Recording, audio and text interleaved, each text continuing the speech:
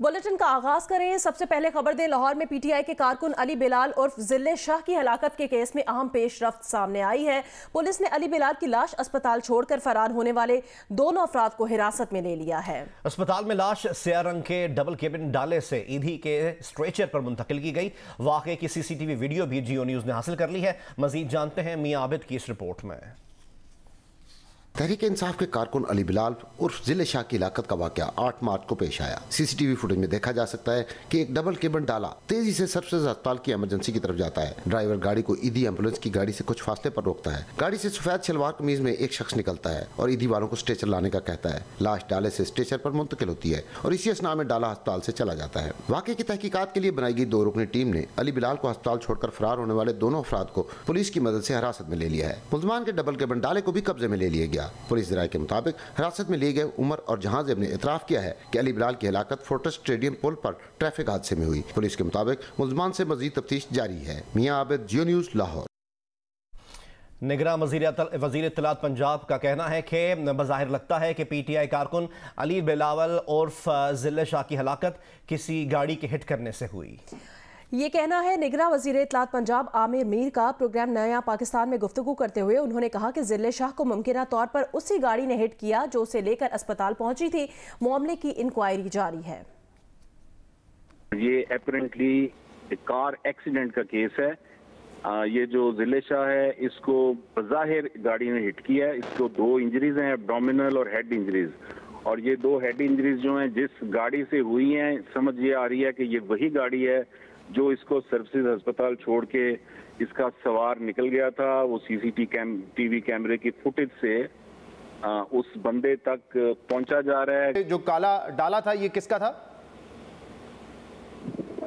ये एक प्राइवेट डाला है। जो डाला आप समझ रहे हैं ये वो वाला डाला नहीं है। ये मैं आपको बता मैं तो खाली काले डाले की बात कर रहा था, लेकिन जो लोग छोड़ के गए सिविलियन डाला है। सिविलियन डाला है। आप कह रहे हैं कि ये एक्सीडेंट है जिसकी मजीद तफसीलात उस कमेटी रिपोर्ट के बाद आएंगी, तो क्या वजह है कि डीएसपी की मुद्दत में इमरान खान पे 302 कत्ल का मुकदमा दर्ज कर लिया गया है कि उनकी वजह से जिले शाह या अली बिलाल कत्ल हुआ? जो सारा वाकया हुआ है, जो कुछ हो रहा था, जो सारा मामला था, ये जो प्रोटेस्ट चल रहा था, जो कारकुनान को, मासूम वर्कर्स को उकसाया जा रहा था, पत्थर मारने के लिए उन्हें डंडे फराम किए गए थे, ये तो खान साहब तो ताल्लुक नहीं ना आप कह रहे हैं इस केस से। ये तो एक्सीडेंट में आपके बकौल के अब तक एविडेंस जो है एक्सीडेंट में बेचारा मारा गया है, तो फिर इसका कत्ल का मुकदमा इमरान खान पे कैसे बनता है? वो तो नहीं चला रहे थे काला डाला। इस वाकये के हवाले से जो है, जो भी मामला सारे का सारा हुआ, ये डेथ जो है उससे उस वक्त तो जोड़ा जा रहा था ना, तो इसको देखेंगे। अब मुझे ये अब क्लैरिटी नहीं है कि ये इस एफआईआर में क्या लिखा और किस तरह लिखा। और अगर ये साबित हो गया एक्सीडेंट है तो फिर उस पर्चे का क्या होगा जो इमरान खान के खिलाफ है? ये फिर उस वक्त देखेंगे। इसमें तो पंजाब पुलिस बता सकती है। वजीर आला पंजाब आज अली बिलाल की हलाकत के मामले पर प्रेस कॉन्फ्रेंस करेंगे। जराए का ये कहना है प्रेस कॉन्फ्रेंस में आईजी पंजाब भी वजीर आला के साथ होंगे।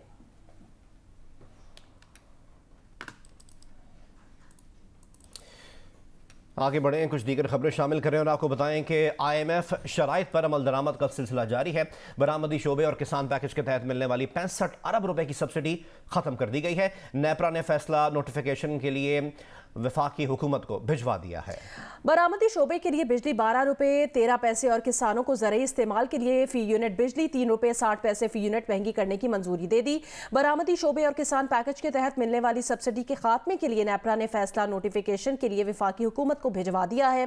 नेपरा ने फैसले में लिखा कि सब्सिडी देने और खत्म करने का इख्तियार वफाकी हुकूमत का है। अथॉरिटी को बरामदी शोबे किसानों के लिए बिजली पर सब्सिडी खत्म करने पर कोई एतराज नहीं है। नेपरा फैसले के बाद बरामदी शोबे के लिए बिजली की 19 रुपए 99 पैसे फी यूनिट रियायती नर्ख पर फराहमी खत्म हो गई है। ज़राई सार्फिन को बिजली 13 रुपए के बजाय 16 रुपए 60 पैसे फी यूनिट मिलेगी।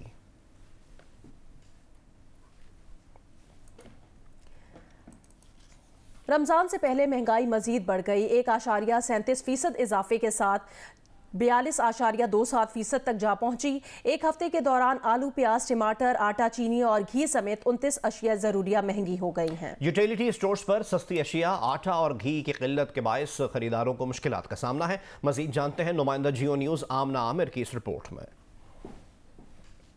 सिर्फ एक हफ्ते के दौरान टमाटर 5 रुपए 46 पैसे फी किलो, आलू 5 रुपए 10 पैसे और प्याज 12 रुपए 32 पैसे फी किलो मजीद महंगे हो गए। इदारा शुमारियात के मुताबिक एक हफ्ते के दौरान 29 अशिया जरूरिया महंगी हुई। हालिया हफ्ते चीनी की कीमत 5 रुपए 35 पैसे फी किलो बढ़ गई। 20 किलो आटे का थैला 59 रुपए 19 पैसे महंगा होकर औसत 1774 रुपए 70 पैसे तक पहुँच गया। 2.5 किलो घी का टीन 59 रुपए 80 पैसे महंगा हुआ। दही 3 रुपए 44 पैसे, दूध 2 रुपए 84 पैसे फी लीटर महंगा हुआ। दाल, माश, चावल, बीफ, चाय, नमक की कीमतों में भी इजाफा रिकॉर्ड किया गया। एक हफ्ते में 8 अशिया जरूरिया सस्ती हुई। चिकन 31 रुपए फी किलो, लहसुन 8 रुपए 66 पैसे फी किलो सस्ता हो गया। अंडे, दाल मूंग, दाल मसूर, दाल चना की कीमत में भी कमी हुई। हालिया हफ्ते 14 अशिया की कीमतों में कोई रद्दोबदल नहीं हुआ। आमना आमिर, जियो न्यूज़, इस्लामाबाद।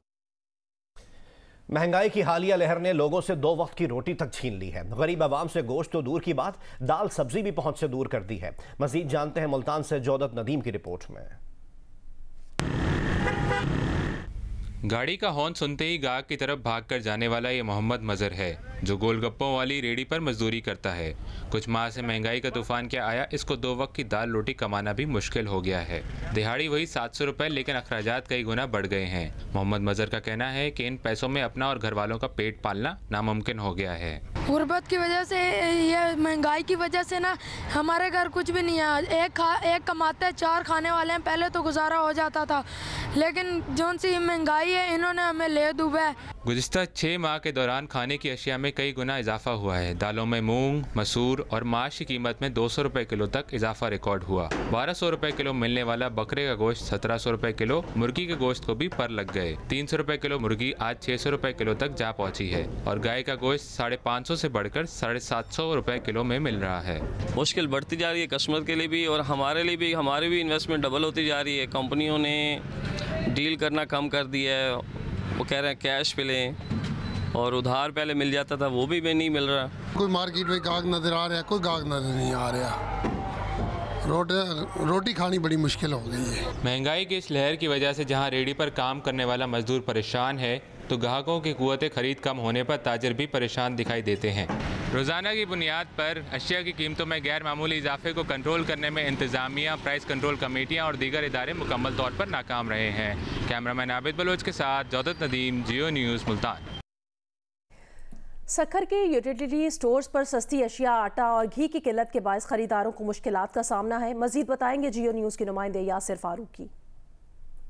जी बिल्कुल, हुकूमत की जानिब से यूटिलिटी स्टोर पर ऐलान करदा सस्ती अशिया दस्तयाब ना होने के बायस सक्खर के शहरियों को परेशानी का सामना करना पड़ा है। यूटिलिटी स्टोर पे जो ख़रीदार आ रहे हैं उनसे जानते हैं कि कौन कौन सी अशिया दस्तयाब हैं और कौन सी अशिया यहाँ पे दस्तयाब नहीं है। सब्सिडी जो हुकूमत ने दी थी, कहाँ गई वो सब्सिडी? किधर गई अब सब्सिडी? कुछ भी नहीं मिल रहा है। कोई सस्ती चीज़ नहीं मिल रही है। जो बाजार से ऊपर है वो तो यहाँ दस्तयाब है, जो बाजार से कम है वो कोई चीज नहीं मिल रही। फर्ज करो आटा कम है बाजार से, वो आटा नायाब है। ना घी मिला है ना आटा मिला है। बिल्कुल, यूटिलिटी स्टोर पे आने वाले खरीदारों का कहना है कि यहाँ पे सिर्फ चीनी मिल रही है, जबकि आटा और जो घी है उसकी किल्लत है। जबकि रीजनल मैनेजर सक्खर जो जोन का कहना है कि यूटिलिटी स्टोर पर चीनी भी मौजूद है और घी भी मौजूद है। आटा जो है 2 से 3 दिन बाद हर यूटिलिटी स्टोर पर सप्लाई किया जाता है, जिसके बायस आटे की थोड़ी बहुत शॉर्टेज होती है। कराची के इलाके गरीबाबाद फर्नीचर मार्केट के गोदाम में आतिशबाजी के नतीजे में दुकानदारों के मुताबिक 2 गाड़ियों समेत 40 से ज़ायद दुकानें जल गईं। फायर ब्रिगेड की 6 गाड़ियों ने 2 घंटे की जद्दोजहद के बाद आग पर काबू पा लिया। दुकानदारों ने इल्ज़ाम आयद किया है कि फायर ब्रिगेड ने ताखीर का मुजाहरा किया। दानियाल सैयद हमें मजीद रिपोर्ट करेंगे। कराची के इलाके गरीबाबाद की फर्नीचर मार्केट के गोदाम में रात गए आग भड़क उठी, जिसने देखते ही देखते कई दुकानों को लपेट में ले लिया। दुकानदारों का दावा है कि 45 दुकानें और 2 गाड़ियां जल गईं।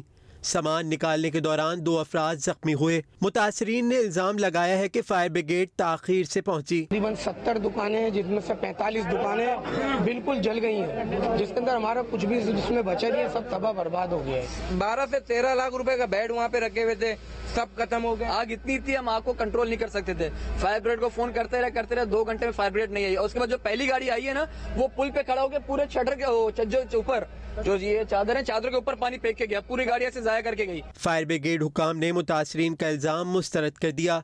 कहा आग से 20 के करीब दुकानों को नुकसान पहुंचा। 15 से 20 गाड़ियों और वाटर बाउजर की मदद से बर वक्त पहुंचकर आग पर काबू पाया। 15-20 यहाँ पे और पीछे भी हैं, टोटल 45 दुकानें। हाँ, और करीबी जो है उसके अंदर जो है आबादी भी थी, जिसको हमने टाइम पे आके बचाया। तकरीबन 10 से 12 गाड़ियों ने जो ना काम किया, बाउजर है। फर्नीचर मार्केट में लगने वाली आग पर 2 घंटे की कोशिशों के बाद काबू पाया गया। लाखों मालियत का फर्नीचर और लकड़ी जल गई, कोई जानी नुकसान नहीं हुआ। गवर्नर सिंध ने फर्नीचर मार्केट में लगने वाली आग पर तशवीश का इजहार किया। कैमरामैन सज्जाद के साथ दानियाल सैयद, जियो न्यूज़, कराची। वज़ीर ख़ारजा बिलावल भुट्टो ज़रदारी ने इस्लामोफोबिया के खात्मे के लिए अक़वाम मुत्तहिदा और इस्लामी ताउन तंजीम की मुश्तरका हिकमत अमली और अक़वाम मुत्तहिदा में ख़ुसूसी मंदूब की तकर्री पर जोर दिया है। इस्लामोफोबिया के खिलाफ आलमी दिन के मौके पर अक़वाम मुत्तहिदा की जनरल असम्बली से खिताब में बिलावल भुट्टो ज़रदारी ने कहा कि इस्लाम और मुसलमानों को दहशतगर्दी से जोड़ा जाता है। इसका मुकाबला करने के लिए पूरी आलमी बरादरी को अपना किरदार अदा करना होगा। वजीर खारजा बिलावल भुट्टो जरदारी ने कहा कि सोशल मीडिया प्लेटफॉर्म्स पर इस्लामोफोबिया बहुत तेजी से फैल रहा है। ये एक बड़ा चैलेंज बन गया है क्योंकि इस वायरस से आजाद सेक्युलर माशरे भी मुतासिर हो रहे हैं। Islamophobia has been whipped up in cyberspace. Digital and social media platforms are being used pervasively and systematically to spread hatred against Muslims and incite violence. Bilawal Bhutto Zardari ने यह भी कहा कि मुसलमानों को हक़ खुद इरादियत से महरूम करने वाली पॉलिसियां और पुरतशद्दुद इक़दामात इस्लामोफोबिया की बदतरीन मिसालें हैं। In some cases, the rhetoric of hate and incitement to violence is officially inspired. Repeated pogroms of Muslims have been instigated by officially sanctioned neo-fascist policies. अक़वाम मुत्तहिदा के जनरल असेंबली खिताब के बाद न्यूज़ कॉन्फ्रेंस में बिलावल भुट्टो जरदारी ने कहा कि दूसरे मज़ाहिब के मुकाबले में इस्लाम में ख़वातीन को ज़्यादा हुकूक दिए गए हैं और किसी भी शिद्दत पसंद मुल्क या गिरोह को इस्लाम की गलत नुमाइंदगी की इजाज़त नहीं दी जा सकती। ईरान और सऊदी अरब का सिफारती ताल्लुकात बहाल करने का फैसला। दोनों मुल्क 2 माह में एक दूसरे के दारुल हुकूमतों में सिफारत खाने खोल देंगे। ईरान सऊदी सिफारती ताल्लुकात की बहाली का मुआहदा चीन की सालिसी में हुआ। अरब मीडिया के मुताबिक आइंदा 2 हफ्ते के दौरान सऊदी अरब और ईरान के सिफारती ताल्लुकात बहाल हो जाएंगे। दोनों ममालिक ने सिफारती अमले की तैनाती पर भी इत्तफाक कर लिया है। सऊदी अरब और ईरान के वज़ीर ख़ारजा के दरमियान बराह रास्त मुलाकात भी होगी।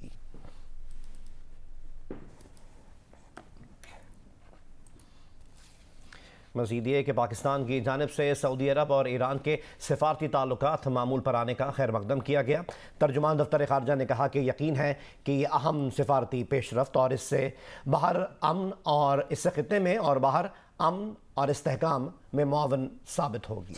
पाकिस्तान मशरिक़ वस्ता और खित्ते में तामीरी किरदार अदा करता रहेगा। वज़ीर ख़ारजा बिलावल भुट्टो ने कहा सऊदी अरब और ईरान को अपने सिफारती ताल्लुकात असर नौ बहाल करने चाहिए।